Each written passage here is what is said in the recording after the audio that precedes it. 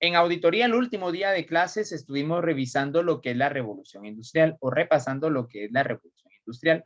Desarrollo económico y social que se da en Gran Bretaña, ¿verdad? Para los años del 1760 al 1830 y que pues tuvo como eje o como núcleo el origen de las innovaciones mecánicas. Ya lo mencionaban ustedes, ¿verdad? Con la máquina de vapor. Otra muy importante es la Spinny Jenny, que era una tejedora, y así distintos aparatos mecánicos que se impulsaban, como lo mencionaba Jocelyn Ruiz, por medio del motor de combustión interna.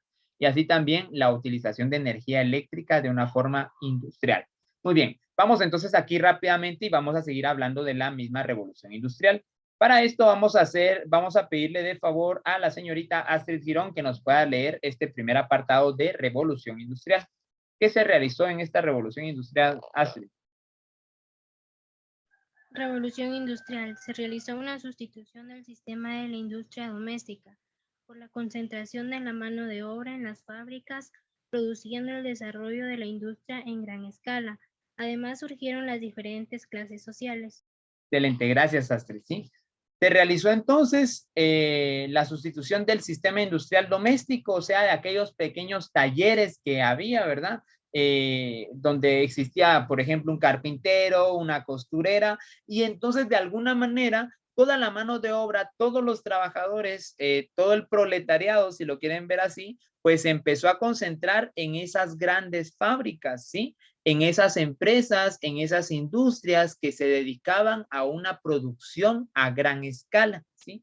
Entonces, acá se da las diferentes clases sociales. Quiero aclarar algo con respecto a este apartado de diferentes clases sociales, porque no es precisamente de que antes de esto no existieran clases sociales. Recordemos que si hablamos de las teorías del origen del Estado y si hablamos del origen de la sociedad, vamos a caer en que en una primera instancia la sociedad primitiva pues era, pues compartía hasta cierto punto un tipo de socialismo o un tipo de comunismo, donde pues todos podían extraer lo que necesitaban del recurso silvestre, o sea, de los recursos naturales, de lo que les proporcionaba la naturaleza.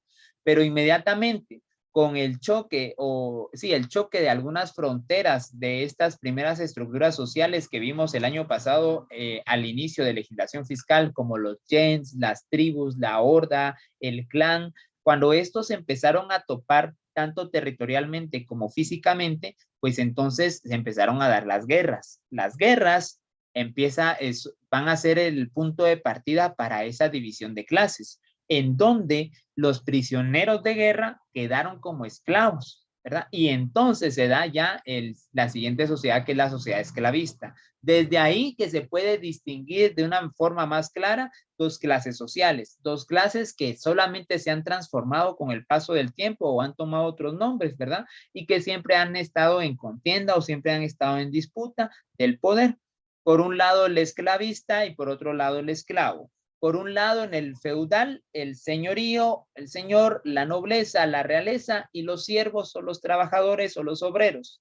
Y en un modo de producción capitalista, donde ya encontramos al capitalista o a la clase burguesa, que son los dueños de los medios de trabajo, y por otro lado, el proletariado o los trabajadores, ¿verdad? Entonces, de alguna manera, no es que antes de esta revolución industrial no existieran clases sociales, sino que aquí se distingue o se separa lo que ella era la nobleza, el reinado, el señor o los señoríos, se separan y se transforman en el capitalista, en la clase burguesa, en los dueños de los medios de trabajo, en los dueños de estas industrias y fábricas. Y por otro lado, los siervos ya no son siervos, sino que son trabajadores, son parte del proletariado, ¿verdad? Entonces, ese es ese cambio que hay. ¿Verdad? Entonces, como idea principal de esta presentación, por favor, que se trasladó de una industria doméstica a una industria a gran escala, ¿verdad?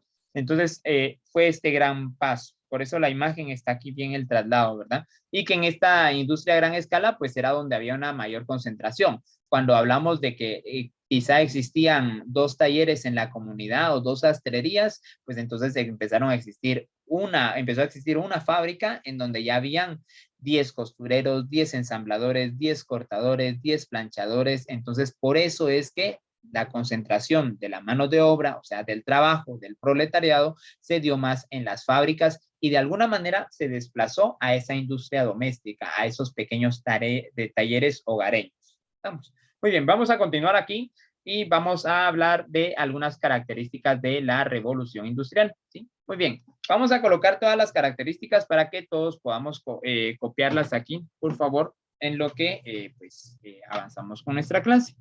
Primera característica. La primera característica, vamos a ver solamente 4. Yo sé que hay más, muchas características más, ¿verdad? Pero considero que con estas 4 pues podemos trabajar. Hablamos de el crecimiento de centros industriales, ¿sí? Esta fue la primera característica que hubo con respecto a la revolución industrial. Les mencionaba hace un momento que los centros industriales, o sea, esas fábricas o esas industrias empezaron a crecer. De cierta forma, pues empezaron a aparecer más industrias, más fábricas que pequeños talleres. Entonces se dio ese crecimiento de centros industriales. Con respecto a los centros industriales, también cabe mencionar o es importante aclarar de que de alguna manera también algunas ciudades empezaron a hacerse más populares respecto a la industria y entonces esos centros industriales se dieron también así de forma territorial. Hoy por hoy todavía se mira un tipo de este crecimiento de centros industriales, por ejemplo, en la ciudad capital. Todavía hay algunas personas que dicen, no, yo quiero trabajar en la capital o es que en la capital pagan mejor. O sea, vale la pena ir a la capital a trabajar, a pagar un alquiler, que estar viajando todos los días o que trabajar aquí en mi municipio, en mi departamento. ¿Sí? Eso es parte de esos centros industriales, ¿verdad? Hoy por hoy, pues la industria se está extendiendo. Por ejemplo, aquí en Chimaltenango, cabecera, pudiéramos hablar de cuántas industrias hay, antes pues era casi que única lo que es la Bimbo, ¿sí? La planta de la Bimbo, pero ahora está INA, está también Maseca, también está Productos Sarita, está Pepsi, está Coca-Cola, está la Bimbo, y si indagamos más, hay más industrias acá, ¿verdad? Está la planta de Zetagas también. Entonces, hay bastantes industrias, entonces como centros industriales, pues digamos que también hacen referencia a la ubicación territorial. ¿Verdad? División del trabajo, pues esto con respecto a la división del trabajo ya lo mencionábamos, ¿verdad? Que era precisamente respecto a esa industria que ya se daba a gran escala y que se daba por etapas o por fases, ¿verdad? Entonces se trabaja, por ejemplo, un área de corte, un área de ensamblado, un área de empaque, un área de distribución, entonces hay una división de ese trabajo. Sustitución del peón por el trabajo especializado. Punto importante respecto a la característica anterior, y es que con respecto a esa división del trabajo, pues también se solicita la especialización, que las personas se empiecen a especializar porque en su mayoría, al momento de ser un centro industrial o un comercio industrial, pues se necesitan operadores más que obreros como tales. Entonces se necesita la especialización, que se especialicen en algún tipo de ingeniería, por ejemplo, o que se especialicen en el manejo de las máquinas industriales, ¿verdad? Entonces, por eso se empezó a pedir o empezó a surgir o a tomar mayor fuerza la especialización del trabajo, ¿verdad? Y por último, pues la aparición de la clase capitalista, que ya lo mencionábamos hace un momento, ¿verdad? Que no es que no existieran clases sociales antes de, sino que pues tenían otros nombres. Y con esto pues aparece la clase capitalista, también llamada burguesía o clase burguesa. Y que en sí pues la clase burguesa o la burguesía pues terminan siendo los dueños de los medios de trabajo. ¿Sí? O de los medios de trabajo, que en este caso sería, por ejemplo, los dueños de las herramientas, los dueños de los objetos de trabajo, o sea, de los recursos naturales, ¿sí? Los dueños de las industrias. Entonces, por eso se da esta aparición de la clase capitalista. No sé si hay alguna duda hasta acá, chicos. Como les dije, las características, hay muchas más características, ¿verdad? Pero para el enfoque que le estamos dando al curso de auditoría, pues son estas las que nos interesan, ¿verdad? Que recordemos ese crecimiento de las industrias. Esto, desde el punto de vista de la auditoría, pues obviamente va a obligar a implementar mayores procedimientos de control, ¿sí? Y prevención de riesgos. se va a pedir una especialización en el trabajo de la verificación y examen de los estados financieros, o sea, una especialización en auditoría en el área contable. ¿Sí? Y pues la aparición del capitalista, pues también es importante para el objeto de estudio. Vamos a seguir con nuestra clase. Si hay alguien más que quiera agregar algo o algo que me quiera mencionar, enhorabuena, lo pueden mencionar ahorita. Si alguien necesita más tiempo, me avisa y yo con mucho gusto regreso. Vamos a caer a un punto muy importante y es que hablamos ya del punto 2, que es la contaduría pública en Guatemala. ¿Sí? Ya caemos a este apartado de la contaduría pública aquí en Guatemala. Salimos de este apartado de Inglaterra, de la revolución industrial, del florecimiento que tuvo la auditoría hasta 1905, la introducción de la auditoría en Estados Unidos, esta reforma a los objetivos primordiales de la auditoría. Entonces, ya terminamos este apartado. Vamos con la contaduría pública en Guatemala. Y entonces, para hablar de contaduría pública en Guatemala, tenemos que hacer mención de la Facultad de Ciencias Económicas, de la máxima casa de estudio a nivel nacional, que es la Universidad de San Carlos de Guatemala, ¿verdad? Hoy por hoy, pues ya existen más universidades, pero para entonces, pues sí existían las universidades privadas, pero también pues, la Universidad de San Carlos tiene más de 300 años, ¿verdad? 346, si no estoy mal. Acabamos de cumplir la semana pasada, así, la semana pasada, el lunes, si no estoy mal. Entonces, 346, voy a hacer mis cuentas bien, discúlpenme si di mal el dato, ahorita voy a revisar y voy a hacer mis cuentas. Pero sí, más de 300 años, pues aquí en Guatemala, primero era una universidad pontífice, después ya fue, así general, no era católica, al principio fue católica, después ya no, pero dentro de las carreras que iniciaron en la Universidad de San Carlos se puede, y que todavía permanecen, se puede hablar de derecho. Derecho fue una de las 4 primeras carreras que estuvo en la Universidad de San Carlos. Medicina. Medicina también fue una de esas primeras 4. También el área de enfermería, la facultad, la escuela de enfermería también fue una de las 4, y por eso es que incluso en la chalana, que es pues una melodía de protesta, ¿verdad? Se habla de matasanos practicantes, precisamente en el coro, así inicia, matasanos practicantes. Cuando se habla de matasanos practicantes, se habla de los de medicina, matasanos, o sea, que matan a los que están vivos y que están bien, ¿no? Que están sanos, practicantes. Entonces se hace referencia a eso, matasanos practicantes. Del emplasto fabricantes, cuando se dice del emplasto fabricantes, se hace referencia a los de farmacia, a los de química, biología, que hacen que pues estudian toda esta sección de las vacunas y de estos compuestos. Entonces dice del emplasto, o sea, porque es una de protesta, ¿no? Es como una melodía bufa, de alguna manera, pues tratando de discutirle o de bien de señalar las problemáticas del país. Entonces, por eso, matasanos practicantes, medicina, del emplasto fabricantes, farmacia y química, biología, huizachines del lugar. Huizache es aquella persona que no está graduada del área de derecho, pero que de alguna manera, pues, hace algunos trabajos o algunas enmiendas como abogado y necesitan que le firmen. Entonces, Huizache es aquella persona que nunca se graduó de la Facultad de Derecho, que no es abogado y notario, pero que tiene su oficina, que trabaja, pero que hace todos los trabajos y solo paga para que uno que sí esté graduado le firme. Entonces, por eso dice huizachines del lugar.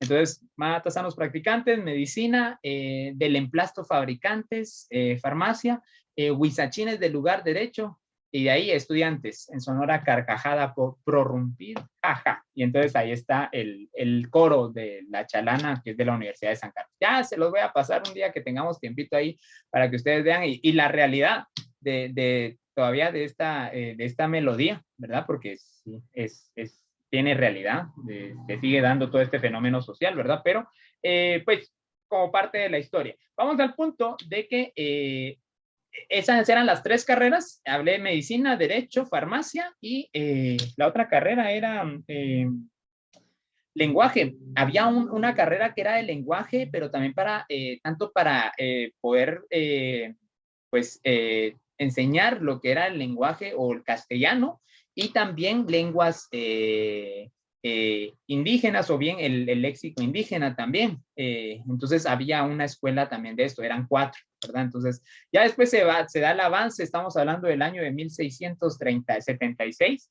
Por eso es que yo hago mis cálculos, sí, cabal son 142, si no estoy mal, 142 años, pero ahorita les doy bien el dato, disculpen. Y la Facultad de Ciencias Económicas, que no, la Facultad de Ciencias Económicas no está dentro de las primeras 4, incluso por eso se dice que la creación de la Universidad de la Facultad de Ciencias Económicas es hasta 1937. Digamos que nuestra facultad es bastante joven, pues, porque tiene es 22, tienen 85 años de existir la Facultad de Ciencias Económicas. Entonces, pues es relativamente joven, ¿verdad? Vamos a ver acá. Solamente voy a colocar esto, yo recuerdo que sí era 1676, 346 años, exacto, sí, ya vieron, sí me recordaba, 346 años de la Universidad de San Carlos, 85 años precisamente de lo que sería la Facultad de Ciencias Económicas y que de ahí tenemos que platicar para hablar de la historia de la auditoría en Guatemala. La facultad hoy por hoy ofrece 3 carreras, ¿sí? En la Universidad de San Carlos existen facultades y existen escuelas también y unidades académicas, centros regionales también. Pero todo esto, pues tal vez si más adelante nos da tiempo, pues se los voy a explicar, ¿verdad? Pero, pues mi objetivo, uno de mis objetivos es que ustedes ingresen a la Universidad de San Carlos. Muchos hablan de la Universidad de San Carlos que ahorita no está dando la talla en lo que es la educación a distancia o la educación virtual. Fíjense que miren, todos tienen sus deficiencias, la verdad. Pero si nos vamos a basar en precisamente la plataforma que usa la Mariano Gálvez o que usa otra universidad y que la Universidad de San Carlos casi que por unidad académica tiene una plataforma y no tiene una general, o bien hay algunas unidades que no tienen plataforma, si nos vamos a basar solamente en eso, pues yo creo que estamos equivocados, ¿sí? Yo sé que sí hay cosas que mejorar en la universidad, que esto vino a cambiar rotundamente muchos procesos de enseñanza-aprendizaje a nivel universitario, pero sí, sigue siendo la universidad, es la única universidad estatal y, ¿por qué no?, una de las mejores ranqueadas a nivel nacional, ¿verdad? En el ranking de universidades, en el último ranking estuvimos en primer lugar, todos los años se hace, y pues a nivel centroamericano y también latinoamericano, una de las mejores universidades, ¿por qué no? Que ustedes aspiren a esto y que nos podamos chocar ahí otra vez en las aulas universitarias, ya sea quizá en una maestría que compartamos juntos dentro de unos años, o un doctorado, o bien quizá otra vez como docente y alumno, ¿verdad? Pero bueno, la Universidad de San Carlos, Facultad de Ciencias Económicas, desde 1937 ofreciendo 3 carreras hoy por hoy: Economía, Administración de Empresas y Auditoría o Contaduría Pública y Auditoría, ¿verdad? Bueno, entonces vamos acá para este año y es que aquí viene lo importante de la universidad o cómo es que se creó esta universidad. No la universidad, perdón, la facultad, disculpen, la facultad. Para este año, el único contador para el año de 1937, el único contador era don Alfredo Godoy, ¿sí? Quien por razones de Estado y acuerdo gubernativo de la República de Guatemala se le dio el título de contador público y auditor. Algunos aquí malinterpretan y piensan que fíjense que para la creación de la facultad como tal, y todavía hay algunos protocolos así como que para la creación, por ejemplo, de una unidad académica en este caso tenía que haber un contador público de auditor que fuera guatemalteco y que ya tuviera el grado de la licenciatura como contador público y auditor. Entonces, si se tenía ese primer graduando, pues entonces ya se podía dar la creación o ya era un requisito para la creación de la facultad. Entonces, en este caso, algunos malinterpretan, algunos que no terminan de leer la historia y solo leen este pedacito, de que don Alfredo Godoy, como dice aquí, quien por razones de Estado y acuerdo gubernativo se le dio el título de contador público y auditor, pues no sabía nada de contaduría pública, solamente se le dio el título por orden o por razones de Estado, ¿verdad? Sin que haya estudiado ningún semestre en la Universidad de Contaduría Pública porque no existía la facultad. Entonces, se tuvo que titular a este señor como auditor para entonces crear la facultad. Eso no es así. Por eso les digo, yo sé que en una primera instancia, si se lee, pues se entiende esto, pero don Alfredo Godoy sí realizó estudios de auditoría, realizó estudios en Estados Unidos y recordemos que para la época de 1930 al 37, desde 1925, pues recordemos que si don Alfredo estuvo estudiando en Estados Unidos en esta época de 1920, 25, 30 al 37, estudios de auditoría, recordemos que en 1900 se introduce la auditoría de Estados Unidos y entonces realmente él estuvo en esa primera etapa de estudio de la auditoría. Entonces, pues sí, él no es que vinieron y dijeron, bueno, llámese a fulano de tal y le vamos a dar el título de contador público de auditoría, así ya se cumple ese requisito. No, sino que él ya, si no a cualquiera hubieran colocado, no, él sí estuvo estudiando en Estados Unidos, pues procedimientos y aspectos de la contaduría pública y auditoría, ¿verdad?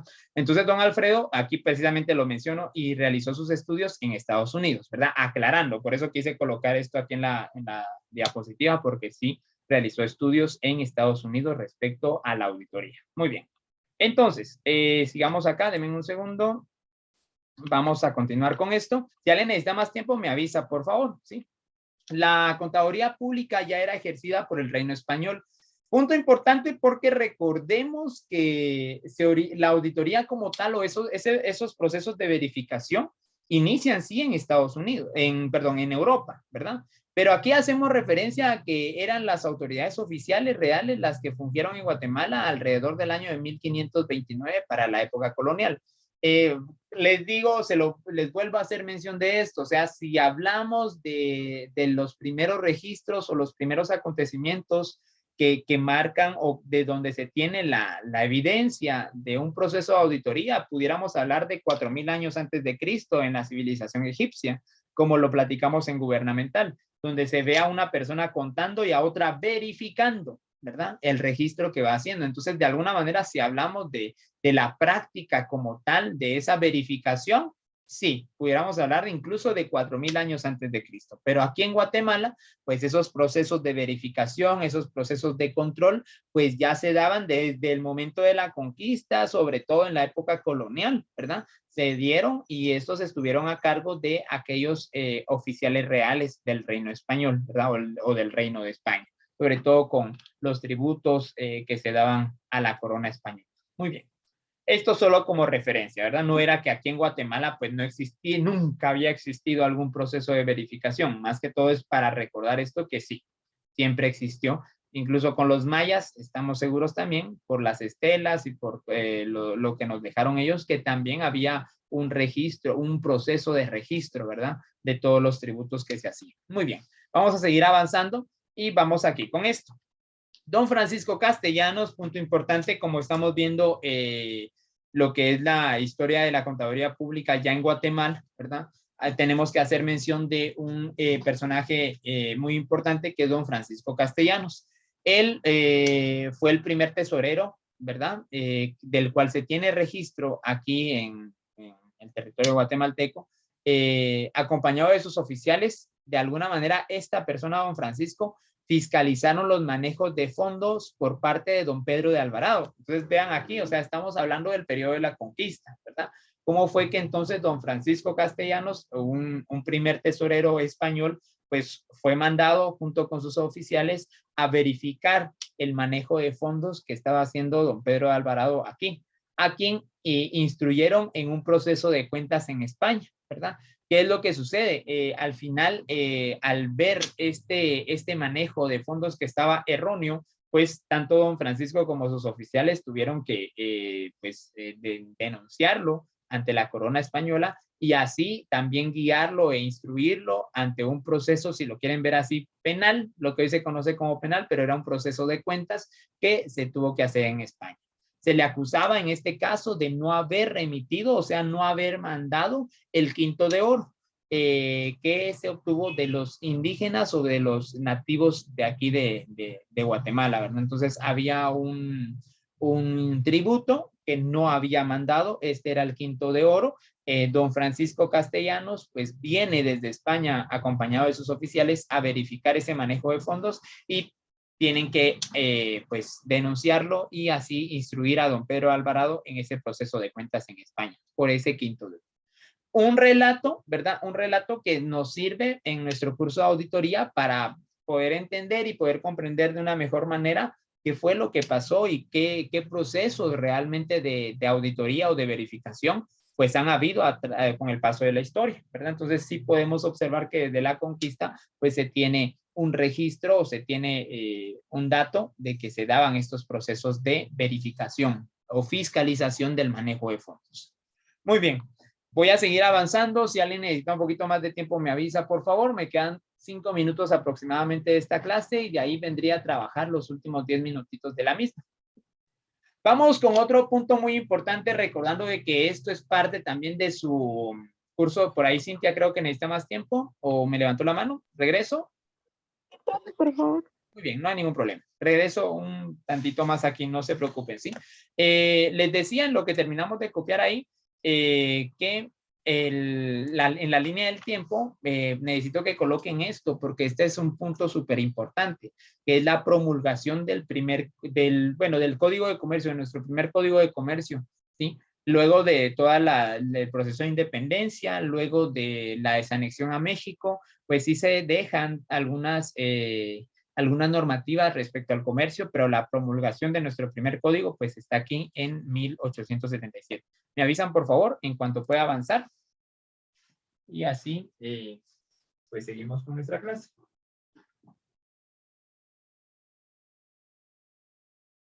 Ya, profe, gracias. Muy bien, entonces, disculpen si me escucho un poquito lejos, pero quise venir a ver dónde está mi código de trabajo. No, código de comercio, perdón. Denme un segundito, chicos, disculpen. Bueno, voy a colocar esto para que ustedes puedan copiar, ¿sí? En lo que yo busco mi código. Disculpen. Es que aquí en el código tengo un apartado muy importante, entonces lo quiero buscar. Les decía que la promulgación de nuestro primer código de comercio data para el año de 1877, ¿sí? Y en este se daba la regularización de las transacciones comerciales, ¿verdad? A nivel nacional. También, por otro lado, se le dio importancia a esa organización económica en forma de sociedades. Esto es muy importante porque para nuestro curso de, por ejemplo, contabilidad de sociedades, nosotros estudiamos el Código de Comercio, ¿sí? Entonces, ya con este código de 1877, aquí ya se le da prioridad. Aquí lo tengo, perdón, voy a traer mi código de comercio. Tenía hasta abajo en los libros que estoy utilizando para dar mis clases. Vean ustedes. Aquí estaba perdidito entre todos estos libros, pero bueno. Ahora ya. Aquí está nuestro código de comercio. Y es que les quería dar un dato importante. Fíjense que el primer código promulgado fue en 1877. Vean ustedes, lo tengo aquí con un apunte. No sé si se llega a ver, miren. Tengo aquí con un apunte en mi pasta. Lo siento, es que fue en una clase de la universidad. No recuerdo de qué curso. Me imagino que como Derecho 2 o Derecho 3 en auditoría. Como por el quinto semestre tal vez, porque ya está viejito. Dice códigos promulgados de 1877 en el periodo de Mariano Gálvez. Esto fue en el periodo de Mariano Gálvez, ¿sí? Dato importante, si pudieran anotarlo también, para que lo tengan ahí como referencias. Alguien tiene el micrófono encendido, ahí les encargo, ¿sí? Que los puedan apagar. Entonces, si gustan, se los voy a mandar por chat, ¿sí? Porque son datos importantes. Voy a colocarles esto. Códigos promulgados. En 1877. Aquí en 1877 está, este se dio en el periodo de Mariano Gálvez. Mariano Gálvez es el presidente que nos aparece en el billete de A20, por si alguno tiene duda de esto. 1942, ojo aquí. El segundo código que tuvimos, el Código de Comercio, segundo código que tuvimos, fue en el periodo de Jorge Ubico. A la gran, es que aquí sí pudiéramos hablar de un montón de cosas ustedes, porque pues recordemos que el periodo de Jorge Ubico fue una dictadura Entonces se imaginan cómo estaba ese Código de Comercio. Pero vean ustedes lo importante, porque aquí en este Código de Comercio de 1942 se incluye lo que es la letra de cambio. Vean ustedes, para el curso de Derecho Laboral y Mercantil que viene ya más adelante, yo creo que esto nos serviría un montón, ¿sí? De cambio. Muy bien. Ahí va el otro dato, ¿verdad? 1942. Y vamos con el decreto de 1971. ¿Sí? 1971, que este es el que está en vigencia. Entra en vigencia el 1 de enero, ¿verdad? Y fue en el periodo del presidente Carlos Arana Osorio. Muy bien, ahí está. Punto importante, ¿no? Como les digo, ustedes copienlo bien en su cuadernito, ¿no? Y después recuérdense dónde está, porque pónganle, yo lo copié en mi pasta del Código de Comercio. Y miren, yo considero que también, ahorita me estaba recordando del por qué lo tengo en la pasta y no lo tuve en mi libro o en mi cuaderno, por qué no lo tengo anotado.